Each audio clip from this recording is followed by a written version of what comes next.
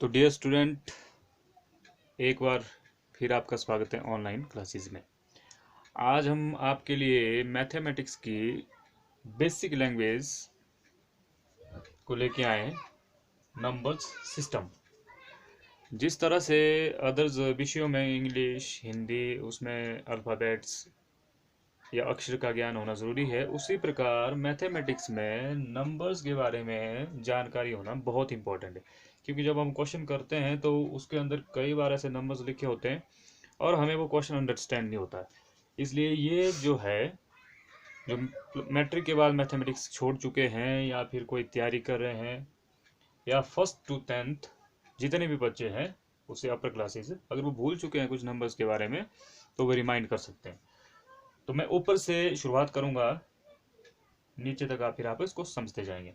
Matric में हमारा chapter है एक फर्स्ट यूनिट, जिसका नाम है रियल नंबर्स। क्या नाम है जी? रियल नंबर्स, जो आपके पास है मैट्रिक में फर्स्ट यूनिट है। अब बच्चों को पता नहीं होता कि रियल नंबर्स क्या होते हैं, तो उस यूनिट में आप सिर्फ रियल नंबर्स के बारे में पढ़ेंगे। 4 ऑपरेशन हमारे पास होते हैं, आपको पता है, प्लस माइनस डिवाइड मल्टीप्लाई चलता है।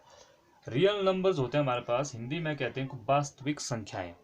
ठीक है जी। वास्तविक संख्याएं क्या होती है? The group of, real number is the group of rational numbers and irrational numbers. ठीक है जी। अब फिर थोड़ा नीचे आते हैं हम रैशनल नंबर्स के बारे में और इरेशनल नंबर्स के बारे में, फिर आप 9th कक्षा में पढ़ते हैं अलग अलग से। ठीक है जी। तो रैशनल नंबर्स, नंबरों का वो ग्रुप होता है, उन नंबरों को 3 कंडीशन से गुजरना पड़ता है। ठीक है जी। अगर वो नंबर्स 3 शर्तें पास करते हैं तो वो नंबर रैशनल नंबर्स के ग्रुप में आएंगे। कौन सी 3 शर्तें? वो पहली शर्त है the number which can be return in the form of P बटा क्यू, मतलब जिसे आप फ्रैक्शन के रूप में लिख सके। बटा जिसको हम साधारण भाषा में बोलते हैं, लेकिन बटा उसका सही नाम नहीं, हम बोल सकते हैं नियोमिनेटर अपॉन डिनोमिनेटर, जिसमें अंश बटा हर के रूप में हम उसको लिख सके।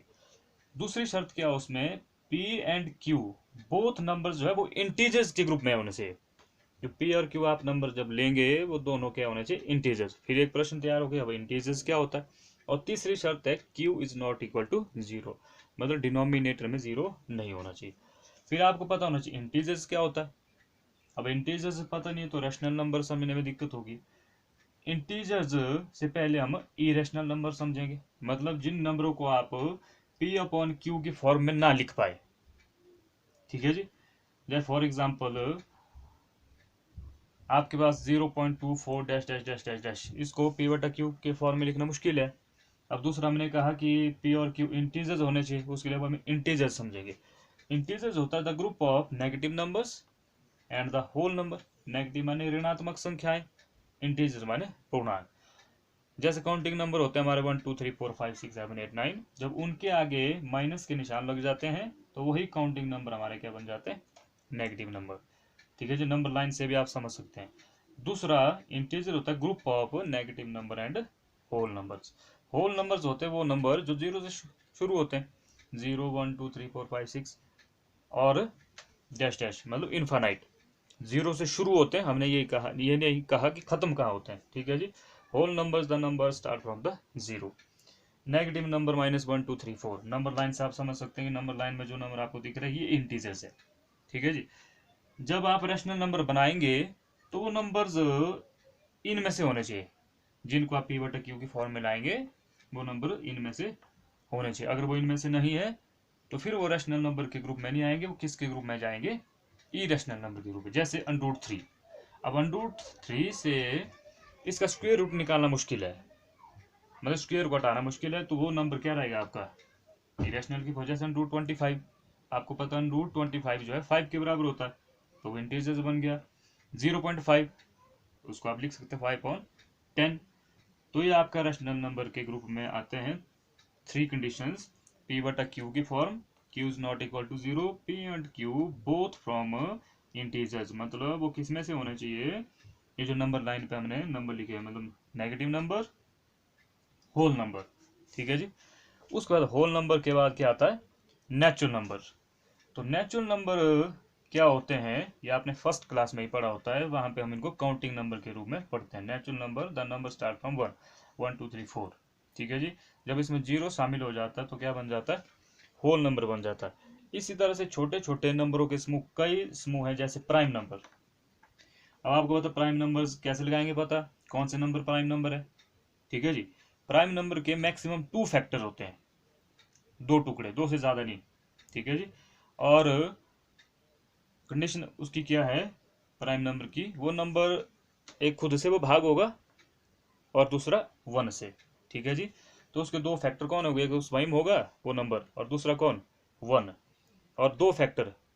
तो जैसे 1 है, अब 1 खुद से तो डिवाइड होता है लेकिन उसके फैक्टर 2 नहीं है, तो इसलिए 2, 3, 5, 7, 11, इस तरह से आप अनगिनत अनडिफाइंड प्राइम नंबर ढूंढ सकते हैं। Even number 2, 4, 6, 8 multiple of 2, odd number even का अपोजिट, उसी तरह प्राइम नंबर का अपोजिट कंपोजिट नंबर, मतलब भाज्य संख्याएं, प्राइम नंबर अभाज्य संख्याएं, इवन नंबर सम संख्याएं, ऑड नंबर विषम संख्याएं, और भी आपके पास नंबर है जैसे कंसेक्टिव नंबर्स आता है, क्रमागत संख्याएं। तो छोटे छोटे इस तरह से नंबरों के समूह है। पॉजिटिव नंबर्स आता है, भाई पॉजिटिव नंबर्स कौन हुए, तो ये जो इस साइड आप देख रहे हैं सारा, ये जितना भी है सब के सब कौन से नंबर है, रैशनल नंबर। और इस साइड जो है इरेशनल नंबर, जो रैशनल नंबर नहीं होंगे वो किस श्रेणी में आएंगे, इरेशनल। ये सारा आप जो चार्ट में देख रहे हैं जितने भी ये सब नंबर है, सब के सब कौन से नंबर है, रियल नंबर्स। फर्स्ट क्लास से लेकर मैट्रिक क्लास तक आप रिमेंबर कीजिए, जो मैट्रिक में बचा है वो +1 में जो बचा वो याद करो कि मैट्रिक तक क्या इन नंबरों के सिवाय आपने कोई और नंबर पढ़े हैं। जैसे उदाहरण के लिए 1, 2, 3 डैश डैश फिर इन्हीं में माइनस। ठीक है जी, पॉइंट वाले decimal numbers, fraction numbers, square root वाले, अंडर रूट वाले नंबर। ठीक है जी, इस तरह की श्रेणी के नंबरों के बारे में आप 1st to 10th क्लास तक पढ़ते हैं। इसी तरह से आप सर्च कर सकते हैं कि कौन कौन से नंबर्स होते हैं, किस किस ग्रुप में कौन से नंबर आते हैं, ताकि आपको क्वेश्चन को अंडरस्टैंड करने में ईजी हो। कई बार ऐसे ही क्वेश्चन हमको टेस्टों में भी आते हैं, जैसे आपको प्रश्न आया find the sum of first 3 prime number. अगर आपको पता ही प्राइम नंबर कौन होते हैं, सम तो फिर बात की बात है।